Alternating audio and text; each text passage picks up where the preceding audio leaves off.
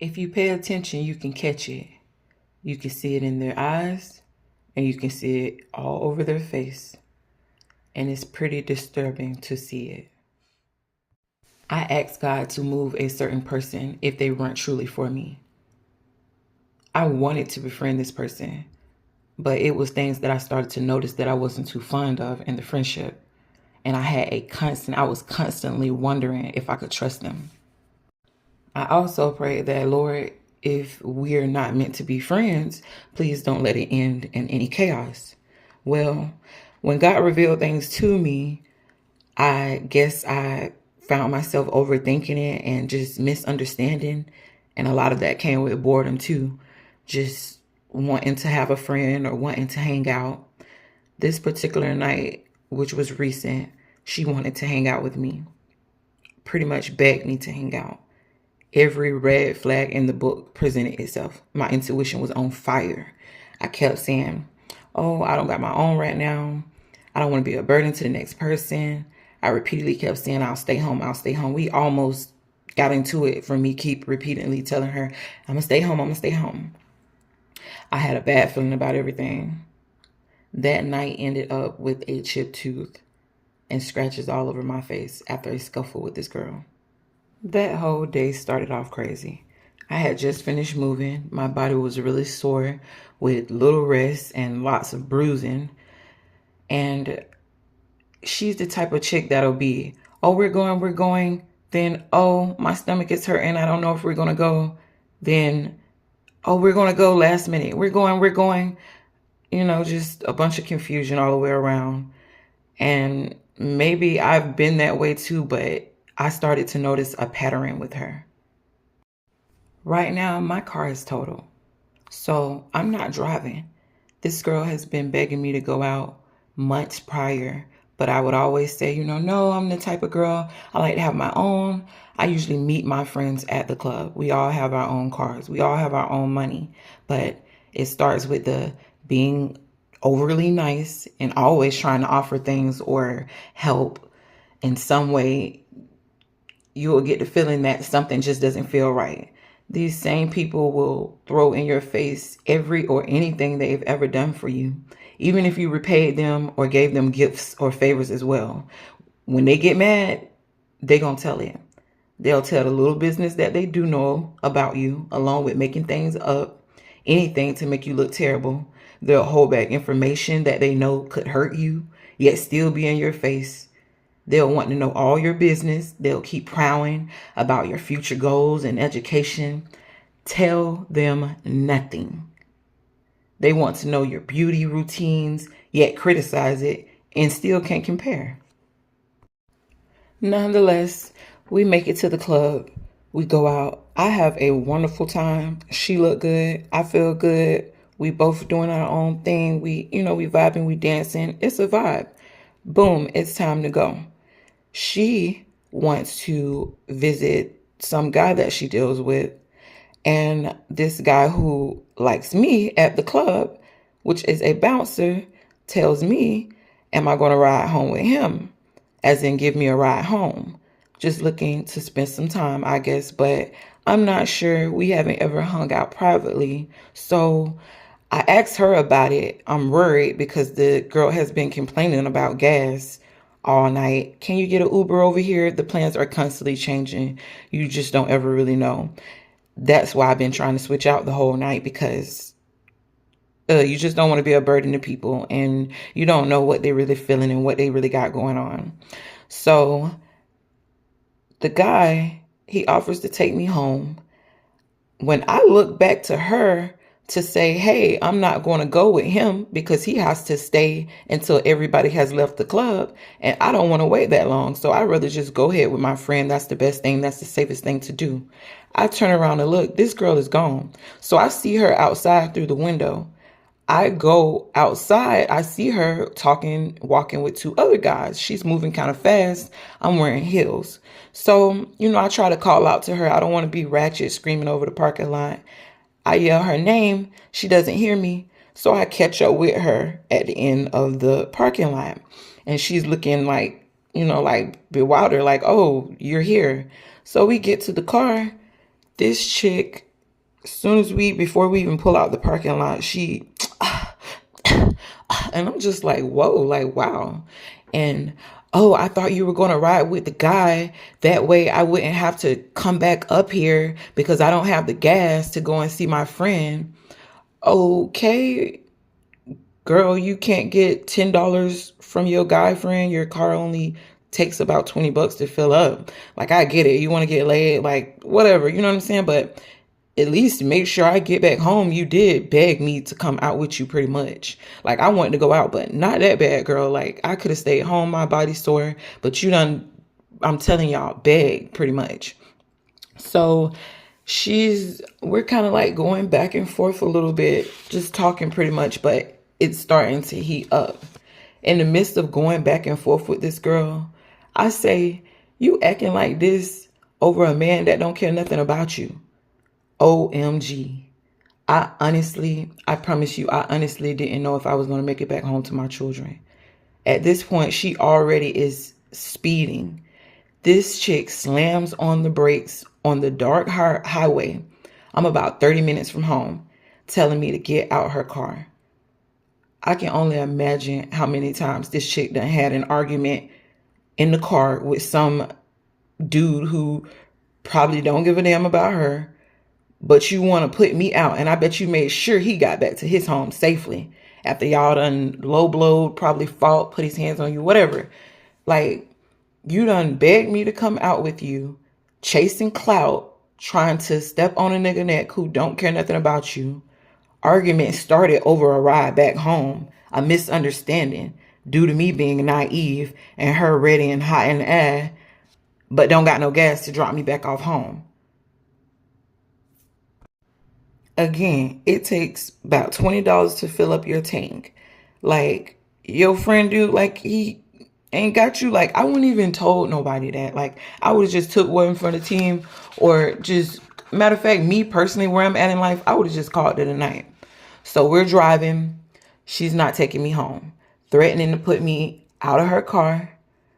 Every time I repeat it, but you know he doesn't want you, she slams on brakes. I was so scared, I threatened to beat this girl up. I had to tell her, like, girl, if you don't stop, I'm going to beat you. Like, girl, I'm going to beat you. Where you got me from is where you need to drop me back off to. She says, oh, I'm going to drop you off at the gas station. She's passed by my dad's house. She's passed by her house. The same guy at the club who offered me a ride to begin with, he's on the phone along with my daughter, just trying to confirm where I'm at so he can come and pick me up. So it's still turned the same way. We make it to the gas station, still going back and forth somewhat. I let her know my ride is on the way.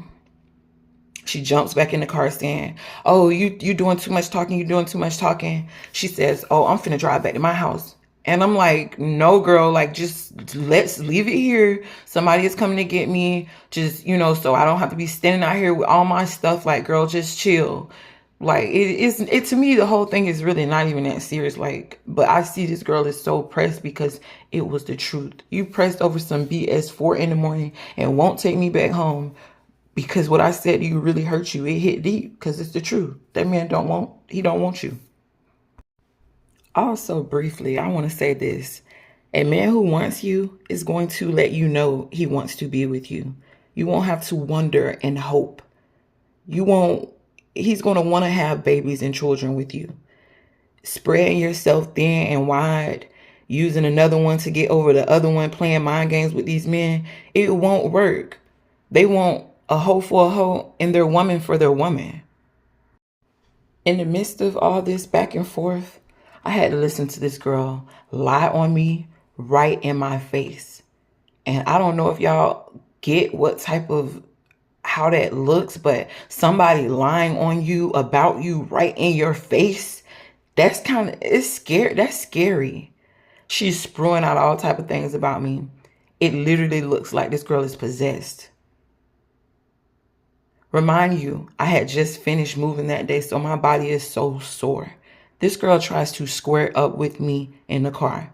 Girl, don't play with me. Like, I fight to win. I'm not fighting passionately. I'm fighting to whoop you. All this little fresh lace front that she done probably spent $100 and something to get done. Now it's all snatched out. I wear glueless wigs. My wig sliding right off. Like, girl, it took all my strength to get the upper hand on this girl. And once I did, when I could have just went to mollywhopping her, all I could see in her face was a jealous, insecure, lost woman. That's all I could see. I couldn't even do it. All I could do was talk to her and tell her, like, girl, we better than this. We are better than this. Like, what? I done chipped my tooth.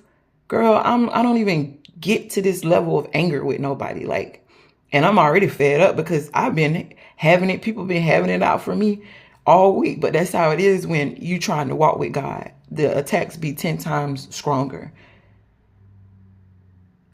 I have fought 3 of my so-called friends.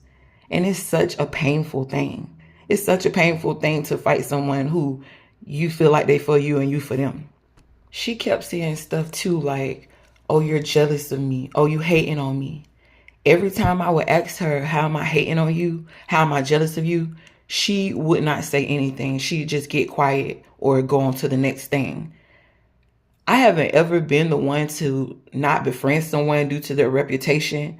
But now I know just how big of a deal it really is to hang out with people who you're equally yoked with.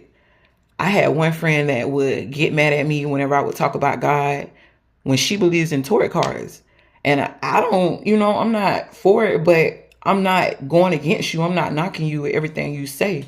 So I expect you not to do the same when I'm talking about my Savior. And if you out here thoughting, I just can't do you no more. I can't do it. I can't be your friend. You sleeping around with everybody. You talk about everybody behind their back, people who you close to. It's a no. If you jealous of other women, it's just please don't come near me because we're not going to get along. One friend I had, she would tell her male hookups about me, then get jealous when the guys try to get with me and keep them as a jump off. This girl went as far as to give one of her male friends my phone number because she said he kept asking her about me. I felt sick to my stomach. Why are you even telling these people about me? And I done dealt with this even in my family. 95% of the men in this family I done had to deal with in some type of way that made me uncomfortable. And then I got to defend my name about men who I wouldn't ever look twice north. I wouldn't look at to begin with. And with these females, it doesn't usually start that way. They start to ease in the slick comments, making assumptions that aren't really true, mimicking and copying, to sometimes they literally will try to morph into you, yet still can't compare. When you're not whoring yourself out like them, they say, oh, you think you all that. When you don't be messing people over or you just want to be a better person, oh, you're a goody two shoes. When you're not into playing mind games with dudes and you don't need a part A, plan B, C, D, you get too much male attention, oh, they ready to Shaquilla Robinson you, baby. They'll be low-key comparing themselves to you, even if they're doing better than you in life at the moment. Nitpicking, saying backhanded things. If you pay attention, you can catch it. Like I said, you'll see the hate all over their face, the defeat in their eyes. And like I said, it's pretty disturbing. It's who you are, how you carry yourself, your standards, morals, and respect you have for yourself. They'll even despise the respect others have for you. They will hate you for wanting to do better and be a better person, hating you for treating people right, hate you for not wanting to be a part of a whorish lifestyle. And if you have or gain some type of popularity, they'll start to act different towards you. You'll feel their envy, literally. When you vent to them, they'll choose to try to school you instead of genuinely listening to comprehend what you're expressing. Spewing responses to validate their position, but don't possess any quality leadership skills for their own life and situations. And trust and believe they will always find a way to be petty and throw any flaws or mishaps in your face. whether it be slick or sly, or you fall out with each other. For the women who have bear the brunt of the shade, lies, intimidation tactics, bullying from insecure women, the gaslighting, deflection, let this help us keep our eyes focused on God. Don't let their darkness, low vibrational energy distract our aura, our mental health, ambitions, morals, or our standards. All the strange, toxic, demonic behavior, let it strengthen our discernment and boundaries. Until next time, keep it safe, you guys. Stay beautiful and hate-free. Bye. That's why folk playing with you. Playing in your face like you don't see what you see. Like you don't feel what you feel. Treating you like you ain't who you are. They don't know what you've been through. And you try to be humble, don't you? And be quiet and just chill. But sometimes you gotta pop out and show them. I'm preaching to 3 of y'all. Sometimes you gotta go and pop out and let them realize just because I don't mean I can't. The reason I am the way I am is because I realize God did this. I ain't do this. But if you keep talking, I'm finna go ahead and show you that y'all not like us. Y'all not like... Sit down! You gotta speak it!